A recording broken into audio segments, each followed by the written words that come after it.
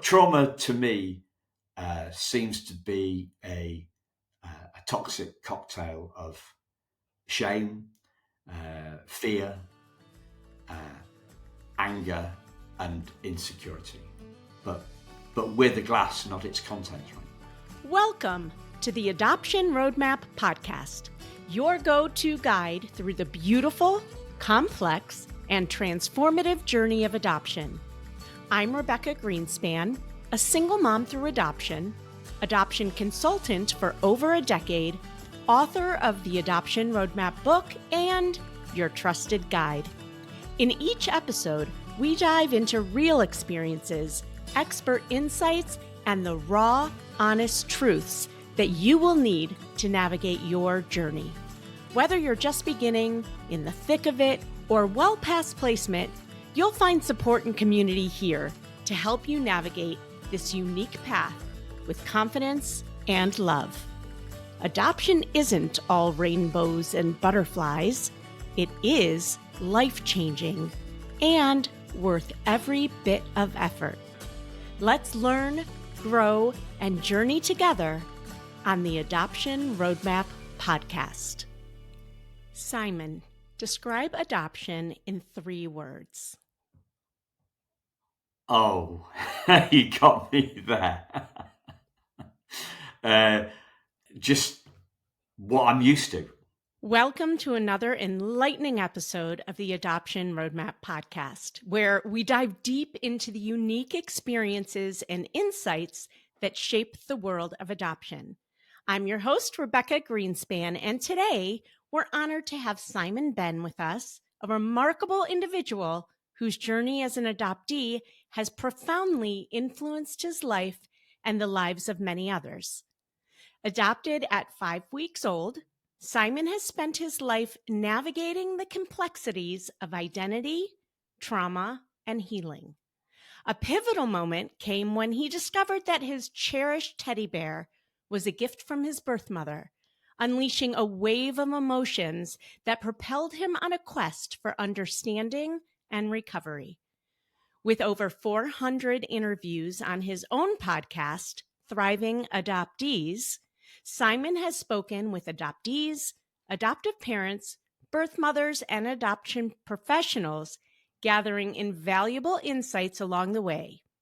Besides podcasting and his focus on adoption, Simon Benn has had a career in publishing spanning over 20 years, and for fun, owns 2 cottages in the UK that he rents out with his wife. Through his Thrive framework, focused on taming trauma, healing, resilience, and identity, Simon empowers adoptive families to create a nurturing environment where their children can thrive.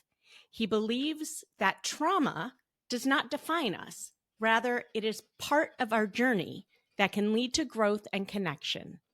Join us as we explore Simon's transformative experiences, the lessons he's learned, and the actionable strategies he offers for adoptive parents aiming to support their children in overcoming trauma and flourishing in life. Get ready for an inspiring conversation that sheds light on the path to healing and empowerment in the adoption journey. Let's dive right in. Hello, Simon. Welcome. I am going to just ask you the first question so we can dig in. Sure, go for it. Given your lived and learned experience, what do you want hopeful adoptive parents or newly adopted parents to take away from this conversation today? Hope and the fact that their child and their family can thrive. Okay, simple as that. I love it, and that's a great takeaway. What do you think your parents did really well as it pertains to being adopted, and where do you think they may have missed the boat? I was looking at that question and thinking about it as I was plowing up and down the swimming pool today, and I don't know. It's a really tricky one.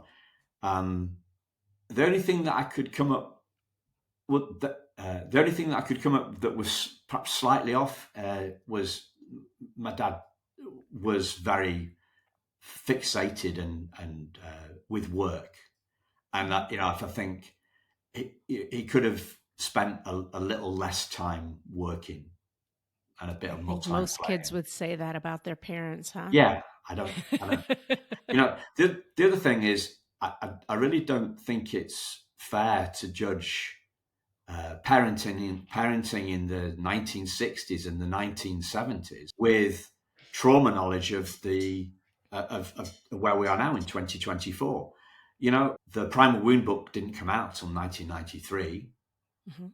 right? By which time I was 26, and The Body Keeps the Score didn't come out until 2014.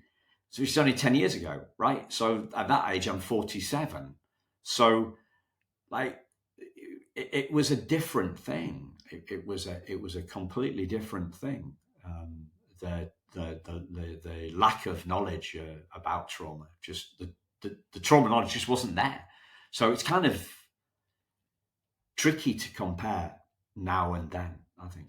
I'm not asking you to compare at all. I'm just simply asking, what do you think they did well when it came to your adoption? Did they talk about adoption? Like, did you always know you were adopted? I always knew. I always knew. Yeah. So yeah, I always knew. They told me the day on my second birthday, I think it was, that they told me. That's what they've told me when they told me, and when we were going to the adoption agency to for my little sister, right? Oh, you So have a that's when sister. they told me, apparently. Yeah. Okay. Um, I, they were. We didn't talk about it a lot. I felt they were my real mum and dad. I didn't have any conscious adoption trauma mhm. growing up. If I look back on it now, I can see, well, there was some anger issues. There was some anger. Was that human, or was that adoptee stuff? Mhm. I'll never know. And it's a rabbit hole. It's a rabbit hole, and it's not really that. Uh, it doesn't bring much reward going down that rabbit hole, trying to decide, is this a human thing or is this an adoption thing? It just, for me, it just leads to overthinking and a complete waste of time. Right? I think that's a big thing that adoptive parents, or at least I'll speak for myself, I grappled with all the time, right? What's going on with my son? Is this an adoption thing? Is this just a normal, especially as a new parent, we have no clue what we're doing. Yeah, and So, it doesn't matter. It doesn't matter the cause of the issue. Does doesn't It really doesn't matter. You've got to deal with the issue at hand in that moment, right. and knowing what caused it. It's a moot point. It, Yeah. it's theoretical. It doesn't matter. So you always grew up, or you grew up always knowing that you were adopted and that's how you came into your family. Is there anything kind of in hindsight, knowing what your parents knew growing up, do you wish would have been different, or are you yeah, I'll just leave it at that. No, I don't think so. Okay. I can't see. Awesome. Other than the fact my dad spent a lot of time working, that Right. Uh-huh. that would be the only thing. Great. You talk a lot about trauma. What does that word mean to you? Well, again, I was mulling that over as you in the swimming pool, and I thought, do I talk? I hope I talk about healing and thriving more than I talk about trauma, right? Sure, but we got to start with the definition of what we're healing Okay, yeah, first, right? yeah.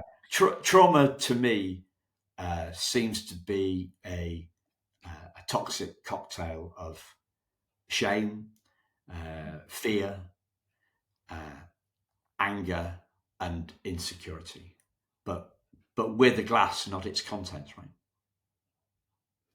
Shame, fear, anger, insecurity. When It, can you first remember feeling a sense of shame, fear, shame. anger, insecurity? I can feel I can remember a moment of being very upset about the. I thought my best friend from school was going to go to a different school, and I wasn't going to be with him. Mm-hmm.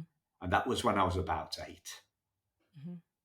So yeah, I can I can think of some shame related to failing my driving test.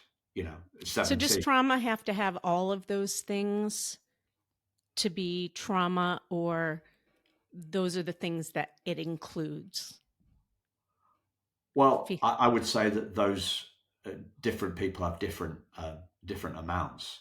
Mm-hmm. So uh, a mentor of mine talks about the fact that um, a big gender stereotype, right? That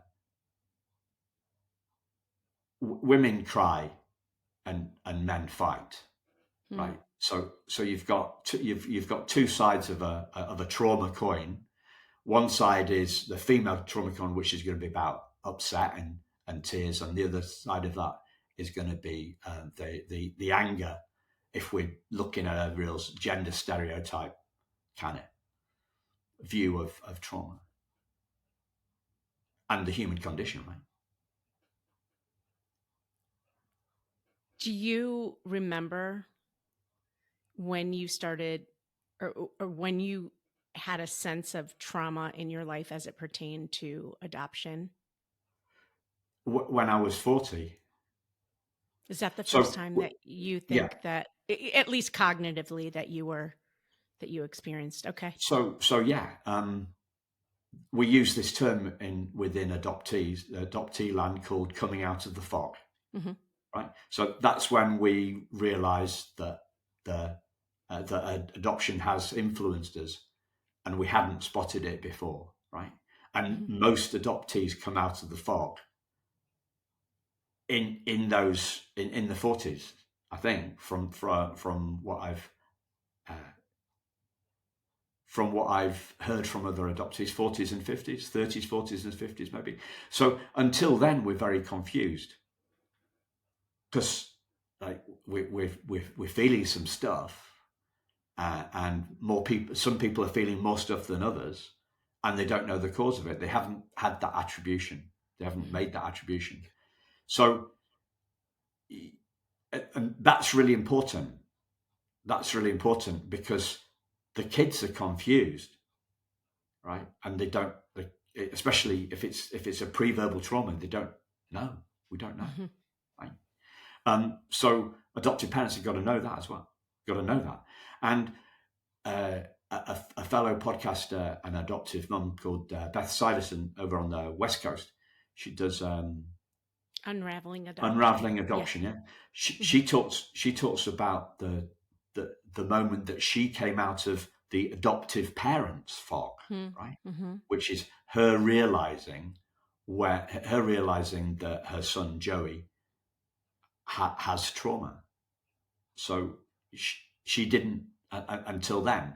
It There's that great quote by the Swiss psychologist, I think, Jung said, until the subconscious becomes conscious, it will rule our life, and we will call it fate, something like that, right? So this is about becoming consciously aware of Mm-hmm. stuff. So you said for the first time that happened for you was in your 40s. What was going on in your life? What was that? Well, so I found out that the teddy bear was from my birth mum, and my first reaction was gentle curiosity, right? It really was. But then 2 weeks, 2 months later, I found myself sharing the story about the teddy bear with a mentor coach, and the words just spewed out of my mouth. She didn't love me enough to keep me. She gave me the teddy bear as a consolation prize, and I didn't say it like that. And I also, there were a lot of swear words, included in those two sentences. You're So welcome to yeah, swear on this podcast. I'm okay, just telling you. yeah, So yeah. you were given a teddy. You grew up with this teddy bear, right? I grew up with this teddy bear, and on my 40th birthday, my mum and dad came round to pick me and my wife up for dinner, and brought a box of things that I hadn't cleared out of my Mm. bedroom when I left there at 22. Right, so the teddy bear had been in my mum and dad's house on his own for 18 years, and then that evening, my dad told my wife that the teddy bear was from the birth mum, and my Mm. wife told me. So Okay. What was going on when your wife told you, and did she feel like, did she know? She obviously didn't think you knew, or did she think you knew? Like, how did that conversation come up? Like, what made her sit down I and tell can't, I you? can't, I can't remember really. Okay.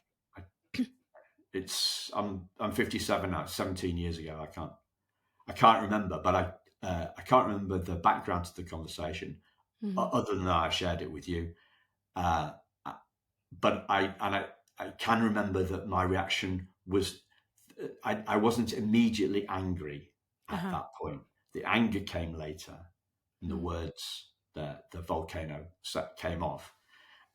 She didn't love me enough to effing keep me. She gave the teddy bear as an effing consolation prize, right? Mm. And Sarah, the woman that I was talking to, she said, "Well, I'm a mum, Simon, and I don't think it would have been quite like that." And with that, with her words, I saw the truth in her words, and the volcano stopped exploding, and it stopped erupting. But maybe there's a bit of white smoke coming out the top of the crater, right? So I thought maybe adoption has messed me up slightly, or somewhatly. I don't know.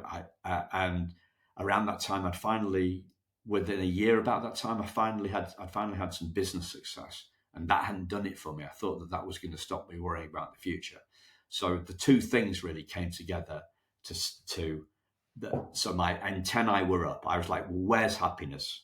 If I can simplify it, where's happiness going to come from now? Has adoption made me unhappy? How am I going to overcome that? Business success hasn't made me happy. What is? Right? So it's kind of like a midlife crisis, I guess. Um, but that set me. I was aware that set me off on the journey, looking for where happiness comes from. What was going to Had make you me? have had you had those thoughts previously, and this was just a conduit for it to come out? No, no. There was a specific moment. So I was sat on the deck of a ski chalet Hmm. in the Alps in France, and it was my second ski trip within as many months. It was my reward to myself for hitting a target, and I just thought this hasn't done it. This isn't doing it for me. I thought that hitting that number. I thought that hitting that number was going to make me happy, and Mm. and it hasn't. Yeah, Where have you found happiness? inside. Good answer. And yeah, I mean, that's so important for everybody to hear. Happiness comes from inside, right? Nothing in our life, including whether or not we were placed for adoption and how you process that, right? It has to come from inside.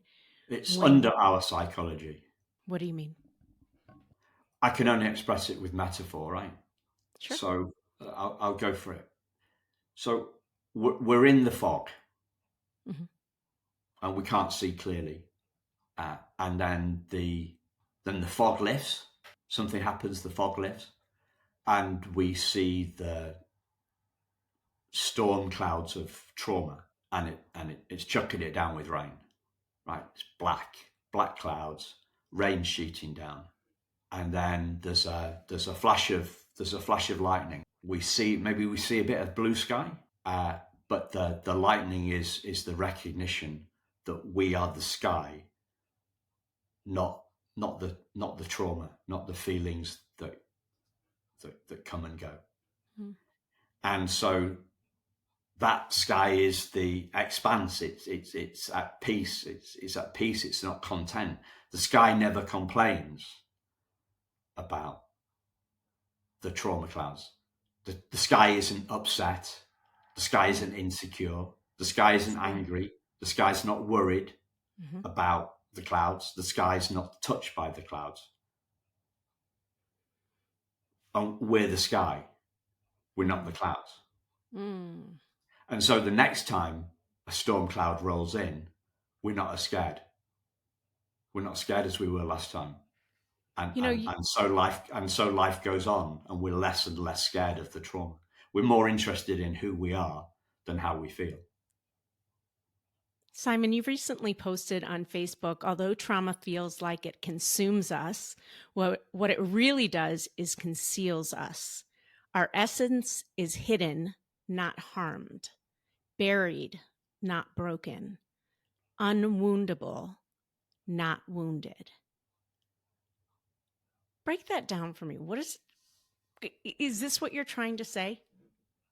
Yeah, I can only say it in metaphors, right? So the trauma is the storm that obscures the happiness and the peace of the sky. Yeah. And did you find that to be true for you? How did you figure that out in you? Because you're saying these words, but obviously it's something that you had to work through, right? Well, they're realizations that I came to. So the lightning bolt is the metaphor for a flash of insight, right? So this is, people say that time is the greatest healer. Well, it's not, in my opinion, or in my experience. Let me say, in my experience, Okay. time isn't the greatest healer. What is the greatest healer is insights, epiphany moments, a shift, aha moments, shifts in our perspective, moments when we realize our beliefs are incorrect. Light bulb moments, come as whatever you call them. So one of those light bulb moments for you was when your therapist said, "I'm a mom," and in the US we would say "mom." I don't think it was quite that Yeah, simple. Was that right? the lightning bolt moment happened when I saw the truth in what she said. In what she said? I realized that my summation was incorrect on the back of her opinion on it. I'd imagine that some people, and again, everybody's individual and processes things different, but I would imagine that some people wouldn't have found that so insightful, but maybe would have thought, well, maybe that's not who you are, but you didn't experience what I experienced. But something in you, whether you wanted to take her words and have that insight, allowed you to start to see that blue sky through the dark clouds. Well, the big moment around that came, and moments of that came later, I would say, because I'd never thought that thought about my birth mother until that moment, Until that moment, right? yeah. So it was a thought, rather it was a new thought rather than a decades old belief. So it didn't have it didn't have the roots, right? So it was more like a piece of grass than a 200-year-old oak tree, right? It didn't have a lot of roots in it. It was a fresh idea. Okay. So it was a fresh idea. So it was easier for her to bust that straight away. If I'd believed that longer, if that thought had been a longer standing belief, then I would imagine it wouldn't have been, I wouldn't have seen through it quite as quickly. Interesting. Yeah, I like that. When I asked you what you wanted to talk about today, you said, I want to discuss being trauma informed and healing obsessed. I love your words. Can you delve into what that means and share some practical strategies that adoptive parents can implement to create a nurturing environment and a supportive environment for their children so that they can thrive? So, number one, they've got to do their own work. So what does They've that got mean, to, being trauma informed and okay. healing So obsessed? yeah, I'll break it down. Okay. So Yeah. trauma informed, healing obsessed. Trauma informed means understanding trauma, and healing obsessed means being, rather than being focused on trauma and obsessed with trauma, being obsessed with healing. Okay, so That's before we what get I to mean. the healing part of it, and you kind of defined how you define trauma, what do you think parents who have adopted need to understand about trauma? You used some words, and I also know that you've dug deep into this, but what do you think that parents need to understand about trauma to be able to go on to the healing part of it first, you know? What do they need to understand about trauma? Yeah. I'm not sure I can answer the question quite as you've raised it. I would say read the Primal Wound, Yeah, it's a good book. What did you take from it? um, and but remain hopeful, right? So what happened for me is Mhm. I read the Primal Wound and I thought, this explains everything. Hmm. So In what way? there was an elation. Mhm. There was an elation at the diagnosis, right? A relief at their diagnosis, Mm. and then pretty quickly after that, I thought, this is gonna this I can't shake this. I'm stuck with this. I'm going to be stuck with this for the rest of my life. So there was some relief, and then there was a sense of doom, right? I don't want adopted parents to get that sense of doom, because Nancy Verrier does a really good job of describing it. And you're But talking about the diagnosis as being trauma. Trauma is the diagnosis. yeah, well, trauma. The primal wound is adoptee trauma Right, adopt. Mhm. diagnosed. Right, it's a diagnosis. It's Mhm. a metaphor. It's a Which metaphor. starts in the womb. Well, which starts when the mom places the child, but Well, because you've got because to look. that bond was in the womb. You can we can break it down. We can break trauma into different into it's to me it's like a layer cake. So Mhm. there's some generational trauma. Mhm. So my biological father was in care, right? So there's going to be some stuff going on for him. There's any generational trauma that's been passed down by birth, biological, by mum's side. Not sure about what that. So there's the generational trauma. Then there's the trauma in utero that you're Mhm. talking about. So we're pickled in if our biological mums struggling, Mhm. like Which sort of most are. this, with the whole the thought of placing a child for adoption, or the stuff that she's going on, right? So she's in stress. So I talk, we could be pickled in cortisol, right? So cortisol is the stress hormone, right? Mhm. So you've got that, and then you've got the any trauma that happens after birth. We got birth, which is pretty traumatic experience coming out of that narrow, yeah. So you've got that. You've got coming out of you've got the trauma that goes on within the biological family, anything there, and then you've got the trauma with the loss of Your lived in. Oh, okay. our birth mother, right? Oh, So right. Mm-hmm. there's different parts Mm-hmm. to that, right? And it's impossible to to diagnose the importance of those different parts or to separate it all out. But that's what it looks like. So Nancy Verrier describes the primal wound, but she makes it like a life sentence. To me, it struck me as a life sentence. So I bought a second book, which is supposedly about healing, and it's 4 times as thick as the Primal Wound book. It looks purely at psychological stuff. It doesn't look at the emotional stuff really to me. It doesn't look at the relational stuff, doesn't look at the physical stuff, doesn't look at and most importantly, it doesn't talk about the unwoundable essence. So for me, she describes it well, but she doesn't.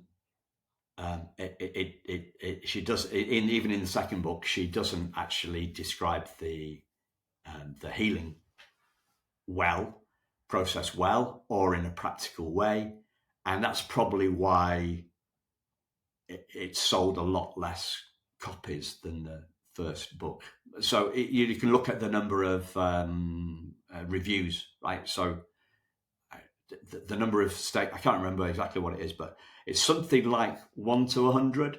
So for every 100 reviews of the Primal Wound book, there's one of the following up book, something like that. Mm-hmm. It's clearly not a great. It's clearly not a great book. So, at the very basic level, adoptive parents need to understand that your child is coming into your world having experienced at least 1 or 2 levels of trauma before coming to you. Yes. And okay, so is that pretty much the basis of where we start? And then as your child grows, you may see some of that play out depending on at what level your child is feeling that, whether cognitively or not. Yes.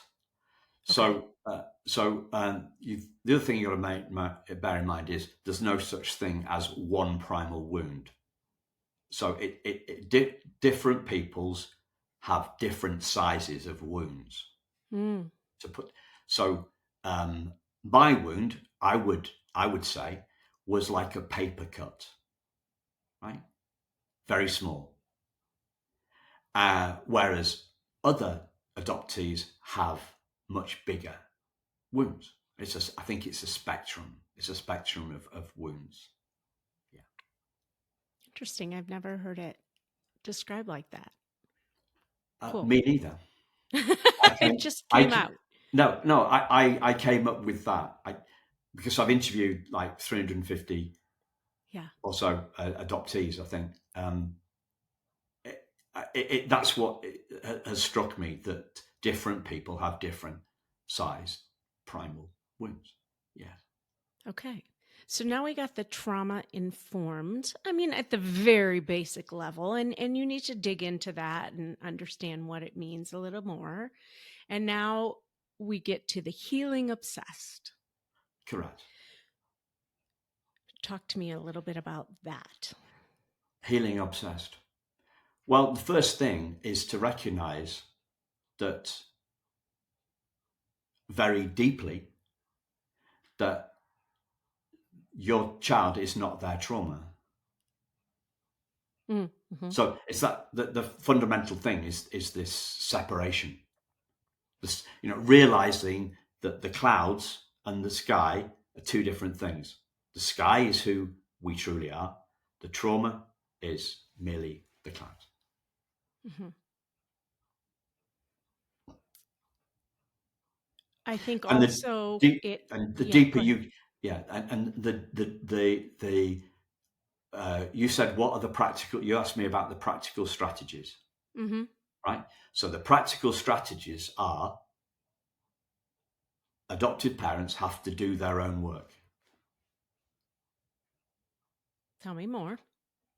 Well, they have to doing our own work. So this this came to me from an adoptive mum who also runs. She's got 9 kids, and she runs an agency down in Texas. She's called Holly Ann Petrie, and she came on the podcast and she said, "What I want to talk about, Simon, is unpacking our own emotional baggage as adoptive parents."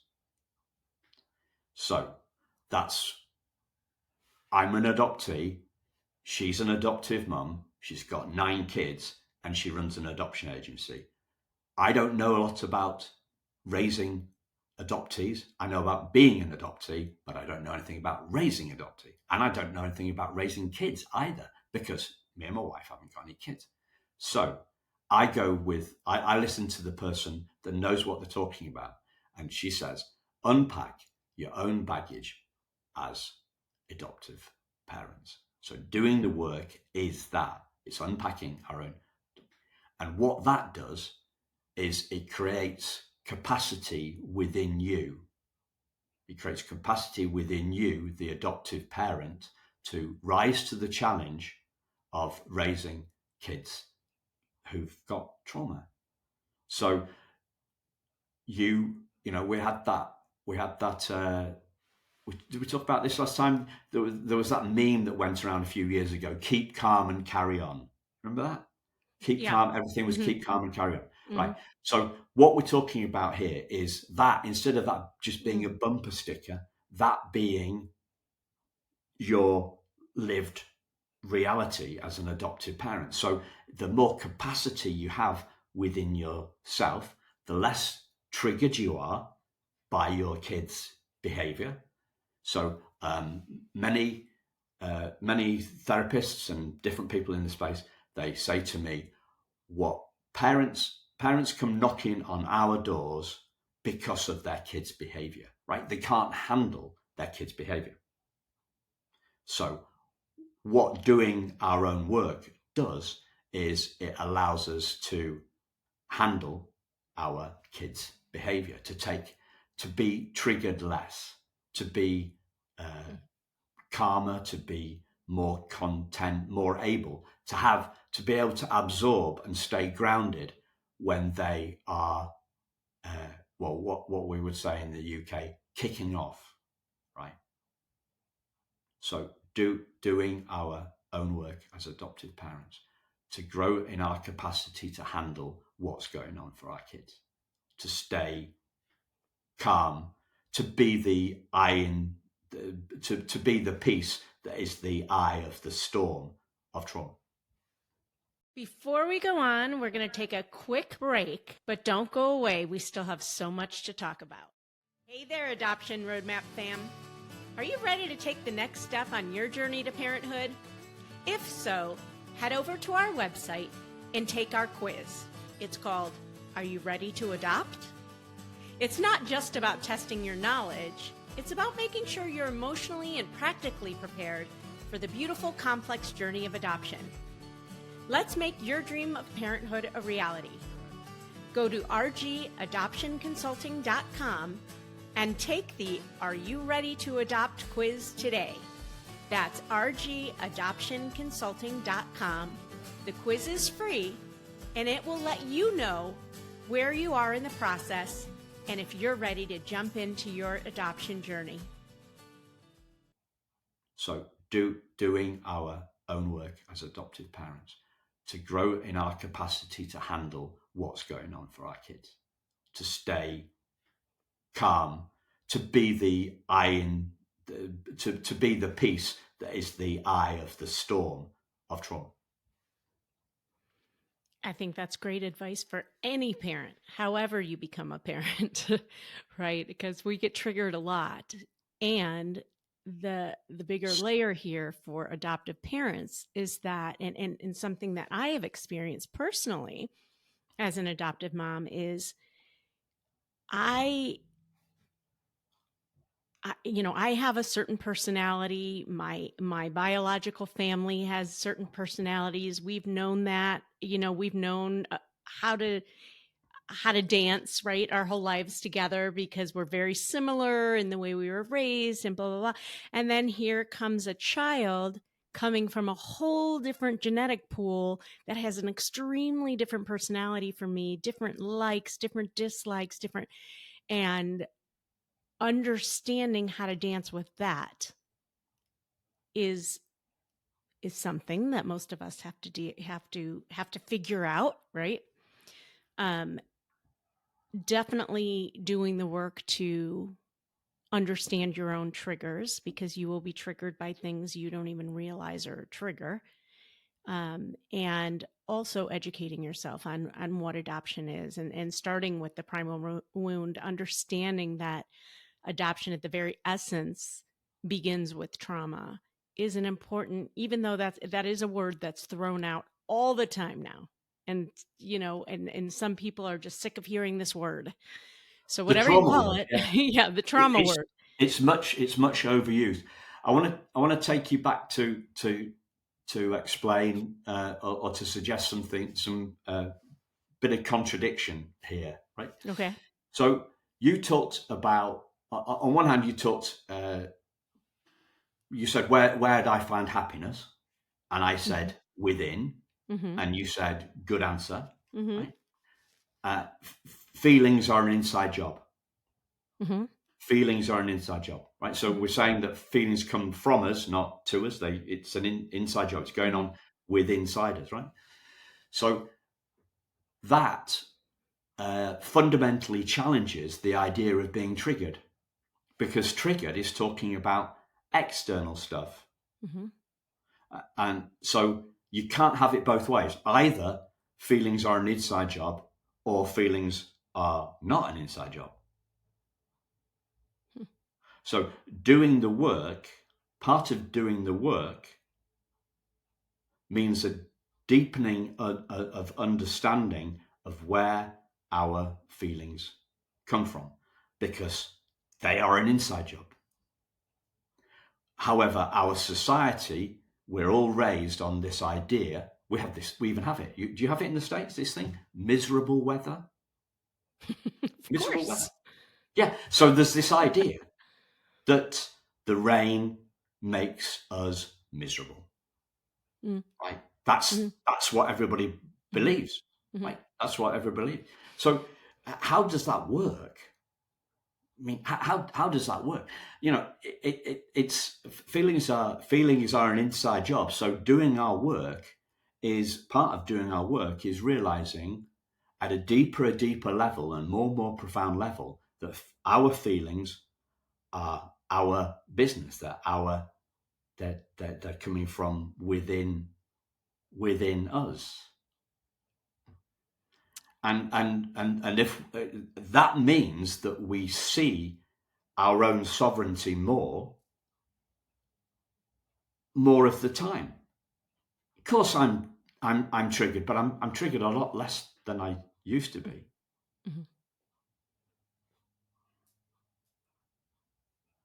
Ooh, so much to think about, Simon. It's so profound, right? Just my head is spinning with thoughts on, obviously everybody gets triggered at some point in time, and you're About being saying that triggered less. relates, right? And you're saying that definitively relates to your feelings about whatever is going on, which is an inside thing. And it also has to do, we're also certainly I'd have different feelings. Could I dig deep to have other feelings? Maybe. But if I was surrounded in an environment where everything was just chaotic and toxic and all negative bad things, right, versus living in a more loving, stable environment, can you still get to happiness inside? Certainly you could, right? And it's it's a lot more difficult. I can recommend a book on this, Sure. right? It's also audio book, right? So Yeah. one of my, if I go to the kind of the more tacticky kind of stuff, right? Yeah. This So is a whole do, different podcast now. yeah, doing doing our own work Mm-hmm. nobody's got any time. Okay, right? But Yeah. nobody's got any time. But I see a lot of people spending a lot of time to do so. Right. So there's a book. The book's called The Inside Out Revolution. The Mm, Inside Out Revolution, and it's by a guy called Michael Neal. okay. And you can get it on audio, right? You can get it on Audible, We'll so link you to can it. listen to it. You can That listen sounds to it awesome. when you're doing something else, Mm-hmm. and we can multitask. And in the UK, the perceived wisdom is that women are far better at multitasking than men. That's what women tell us here in the UK. So if that's true, I don't know if that's true in the States. That was a joke sort of thing, but never mind. The So Inside Out Revolution, get it on audio, and it it is literally an inside out revolution, and it's starting to see um, the inside out nature of things. I love it. So, do you think all adoptees come out of the fog, or is there such a thing where they are raised in such a way that, they go through whatever feelings they go through at different points in their life and they never have that moment in their life of coming out of the fog? I don't know. Yeah. And I think the reason I'm asking, as I'm thinking of creating an environment for our children of maybe not being healing obsessed, because healing to me says that there was something to heal, versus creating that ongoing nurturing environment for our children and supportive environment for our children to be able to work through it and go through it developmentally, so there's not this moment. And maybe no matter what we do, there may still be this moment. I don't know. um, do you know what I'm trying to say here? Not really. Sorry. Great. um, Um, I, I I, guess, yeah, go ahead. yeah, I would just don't go looking for it. Don't go looking for it. Oh, like so, I did a webinar last week for adopted parents, and it seemed to me that one of the women was saying, "Well, I want," I was asking about them, how they feel, and she was almost like she was looking for it. She was looking for the child to acknowledge the trauma, Mm. and I Mm-hmm. was like, "Well, I don't. I'm not a parent, right? Do you want my opinion? Yes, yes, I would like the opinion, Simon. Okay, well, I wouldn't do that. Well, what would you do then? Well, I would ask a more open question. What, such as? And I'm like, I ask them a question about how they're feeling, something question about feeling, but don't try and push them to admit to adoption, to relinquishment trauma. It's just you need to open your child up, not narrow them down. You need Were to ask you open questions. You need to ask open questions about how they're feeling. Narrow questions just shut everybody down. Mhm. So that's not quite what you were talking about. But No, but I think it is. But it relates for sure. It relates for sure. Two questions here. One is, were you raised with a closed adoption? And I know that word can mean different things to different people, but meaning you didn't have contact with your birth family, or slash not having a lot of information about your biological family? Or were you in an more open adoption totally with contact? closed. Totally Totally closed. closed. I didn't Now, know. I didn't know my birth mother's name until 10 years ago. do you think that children these days who are being raised in a totally open adoption perhaps may have a different experience than with the with their trauma slash coming out of the fog. I know you Yes. can't really answer it because you I don't can. know, I can say but yes. you think Yes. yes. Okay. The other part of that, um, I tend to agree also, and I think where you were going with these asking questions. I just got out of a live that I was doing for National Adoption Awareness Month with another adoptive parent, and one of the things that I learned over the years from adoptees that I was hearing over and over, I asked you that question at the beginning. What do you think your parents did really well? And what do you think maybe they missed the boat on? And what I was hearing over and over was, even though some parents are like, yeah, of course my child can talk to me about adoption whenever they want, but they didn't bring it up.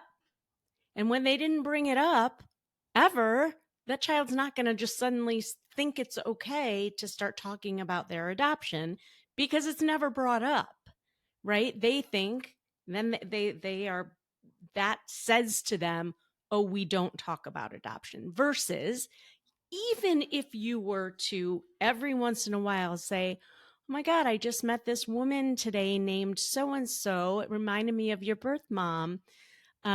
She popped into my head today. Does she ever pop into your head?" Even just those little things that you're able to bring up in conversation every couple months, every couple weeks, whatever, tells your child, oh, this is a door that's open. We can talk about adoption because it's always brought up. You know what I mean? It seems like I know what I know about, and I'll talk about what I talk about till the cows come home. What I know about, but when I'm in an area where I'm not sure, I, I, it seems logical, but Yeah. I mean, I wonder. instead of just, saying, how do you feel? But you Yeah. have to, that conversation can't just be once a year. It has to be an ongoing conversation so that the child feels safe enough to process their feelings out loud. Anyways, I that is would something. I would say because although we haven't got any kids, I've done a shed load of work with kids in schools Mhm, about nothing to do with adoption, right? But to do with emotions, mhm, and I know the way the what I know the way to leaders go first, right? mhm, So they share they share what's going on for them.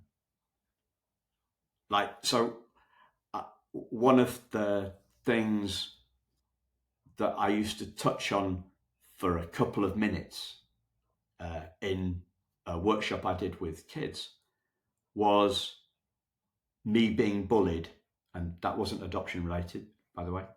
mhm, Um, to me being bullied when I was around their age, and how that had made me feel, and that really connected with them. I got and this wasn't just. I mean, I worked with about 1,600 kids in schools in one class at a time in the UK, and I was in Greenwood, South Carolina last year. Spoke to about 1,000 kids over a week, and me being vulnerable enough about my emotions when I was their age, that that really built empathy and mhm, credibility and rapport mhm, with them. mhm, So I found that I found that a great way to open the leaders go first, right? mhm, You're a parent, you're a leader. You've got to go mhm, first. You've got to be the change that you want to see in the world. If you want to quote Gandhi, you've got to model. mhm, We've got to be a role model. We've got to go. We've got to go first, and model the behaviours that we want in our kids. And if that's about openness and honesty, if we want our kids to be open, then we've got to be open too, right? So, and honest. I was brought up really honest, mhm, and that's why say that's why I say no when I don't know, and why I talk when I do know. Uh, how you asked me a couple of times. Do I understand the question? No, I don't. And it leads to a little bit of a tricky moment, led to a tricky moment. But at least everybody knows where they're coming from. We're being Sure. open. We're being open and honest. Yeah. So Totally be agree. there. Yeah. Totally agree. Let's talk about your podcast, Thriving Adoptees. How did you come up with that name and what inspired you to even start a podcast? Uh, so I was talking to a mentor of mine, Mhm. and I said that I enjoyed being a guest on Adoption Podcast, and she said it's time to do your own. And I said no, and she said yes. I said no, she said yes, and then I went, okay, I'll do it. So that's why I did As it. simple as that. Simple as that. How did you Um, come up with Thriving? the Yeah. name. Well, I'd had this idea of a course in my head, and it was actually the same mentor, right? So I was on a course about courses with Sammy, um, great a great business. Yeah, she was adopted by her stepfather, right? So um, she came up with this. I came up with this idea of a course, and it was going to be called Thrive. So T was going to be something about trauma. H was something about healing. I didn't know really what the course was going to be, and so the idea Thrive came first, and then the idea of the Thriving Adoptees podcast. Thriving Adoptees as the name for the podcast came, and the, I guess, training business, if you want to call it that, that came afterwards. So it was Thrive first, and then it was Thriving Adoptees. Got it. Is there a word for each letter? Yeah. So T is taming the tiger, making trauma less traumatic. H is healing focused, healing faster. R is really resilient, bouncing back better. I is clarity and identity, infinite self worth. V is a vision for the future, and E is empowering others.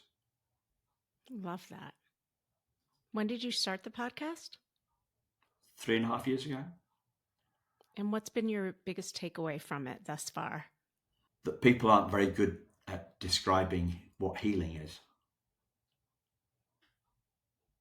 and that people have had to find their own way to heal. And that's why the Thrive framework has come about, because it's everybody's healing journey is different, Mm-hmm. and there are themes, and the themes are the themes that I've laid out to you. So I had the idea of Thrive, but I only had my own learnings to put into the framework. Now, 3.5 years later on, I've interviewed 450 people across the constellation, and some of them interviewed twice, and I've spoken to them at least twice, all those people, and I've absorbed all what they've learned, what I've learned from them, and then I've come up with the themes. So, Is there a guest that you interviewed that really stands out to you or that comes to mind as something really profound that you either learned from them or that they talked about? I Or think it would be the one that I mentioned earlier on, Holly Petrie, who talked about unpacking our own emotional baggage as adopted parents, partly because of the content and partly because she'd come up with a theme. So I would, in those, when I was doing it, starting in the early days of the podcast, I don't know which episode she was. I can send you the link if you want to send it, put it sure, I'll share it in in the the show show notes of notes. your Mm-hmm. podcast. But she was so at that stage I was always having a conversation with the guests, so we got to know each other before we did the podcast, like you and I did, right? Uh-huh. Before this, and she went away and thought about what she said, and she came up with her own theme. Mm. So she was the first kind of very proactive person to do it. That had given it some thought. What do I want? What is it that I want to talk about with Simon? And so that impressed me no end, right? The proactivity, Mm-hmm. and then the self awareness that she had to say that it was about her. It's about parents. Mm-hmm. It's because at the opposite end of the scale, I get some therapists talking to me, and they won't talk. They wouldn't say this live on air. I wouldn't imagine, but they say it to me off air. They would say, adoptive parents come to me and they're at their wits' end. That's why they're in. That's why they've got in touch, which is a warning sign, right? They're at their wits' end. Mm-hmm. So instead of being proactive, Mm-hmm. like your listeners are, right? Mm-hmm. They're being reactive. They're waiting. They are so ashamed about having to need to ask some help. Mm-hmm. They don't ask for help, right?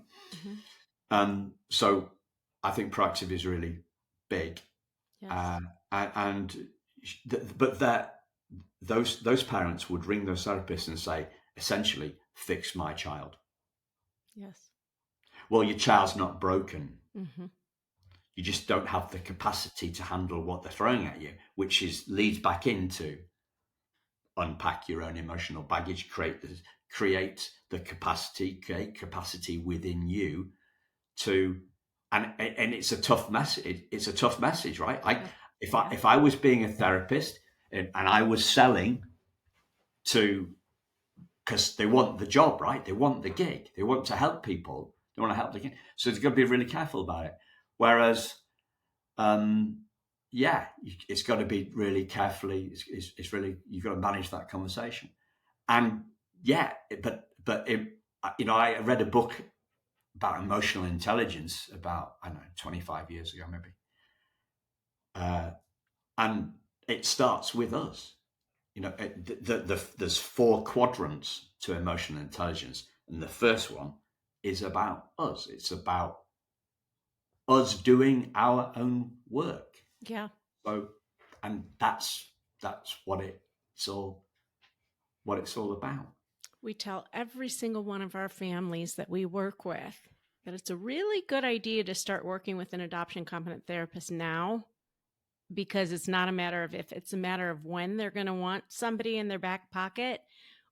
And, and after they adopt, well, throughout their journey with us, we make it available to them as well.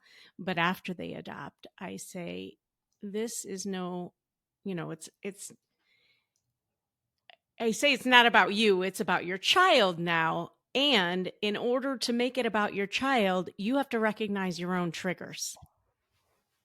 And it's like what you said before, doing the work. Your work doesn't end. It's very different now, but you have to recognize your own triggers and look I would say within. it's And about that's eliminating. hard. I would say it's about eliminating the triggers. Well, you have to, yeah, doing the work to, that would be wonderful to eliminate all triggers. Well, I'm not saying all of them. I'm just saying more of them. It's a gentle Of thing. course. Yeah. I still get. But first, I you have to still get. recognize them, right? You have to know what they are or what triggers you, and then work on those things. Yeah. Well, you have to do the work. I said it. Did I say it earlier on? Insights are the biggest healer, not time. So you've Mm-hmm. got doing the work. Yeah. It involves hanging out at the Mm-hmm. bus stop for insights, Mm-hmm. which means listening to the podcast. So your listeners are already doing that. It means it means whatever works for you. So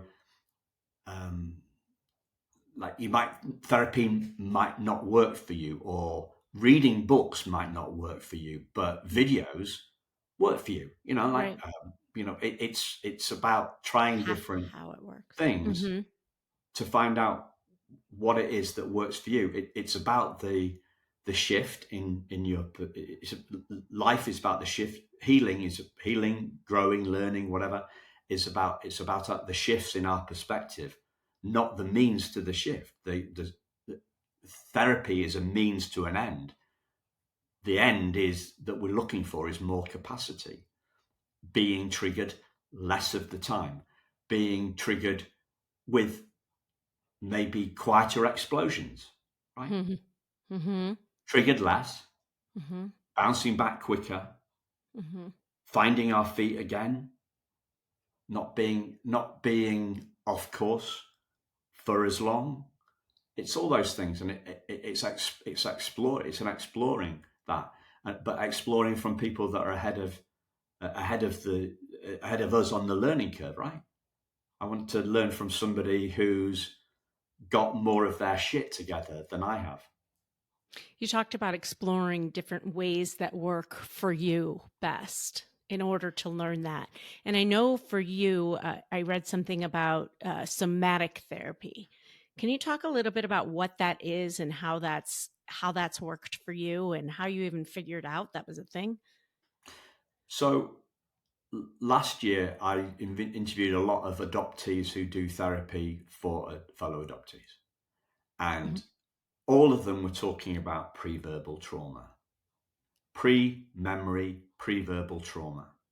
Okay, so this is the trauma that Bessel van der Kolk is talking about when he says the body keeps the score, right? The body keeps the score.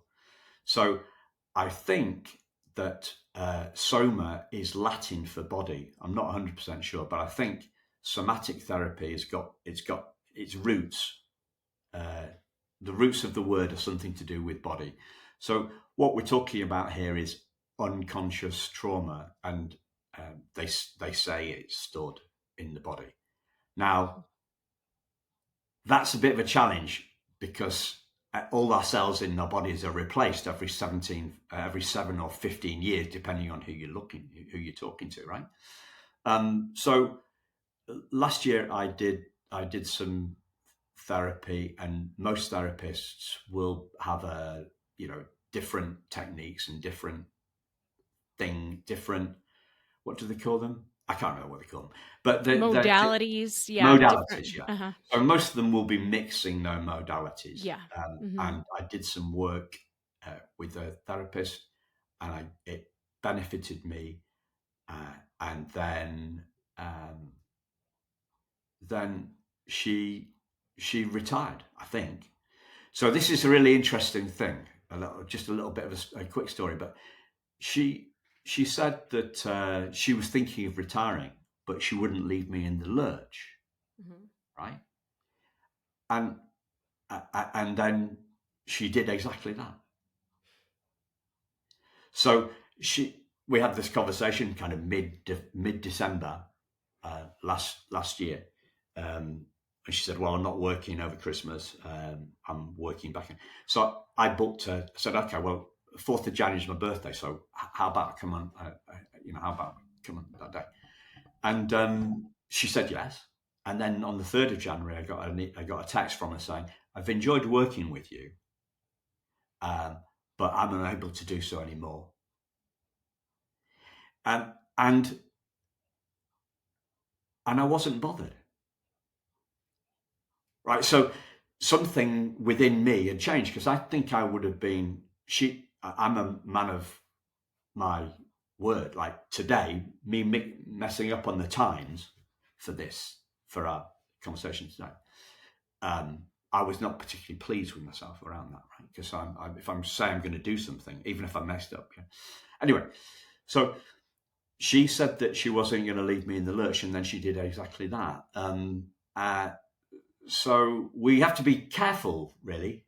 It's a word of caution about therapists, um, and we need to maybe shop around a little bit with therapists, and but generally speaking, so I'm doing some somatic therapy at the moment with another person, and it's not about talk therapy. The whole thing is talk therapy doesn't work for pre-verbal trauma because you can't put it into words, right?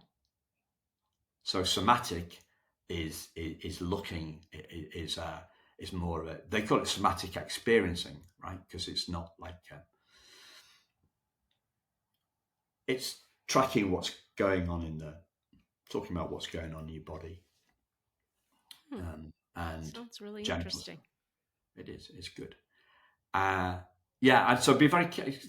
But the other thing about therapists is you kind of become like you don't want to become dependent on them. I really think that you've got to become.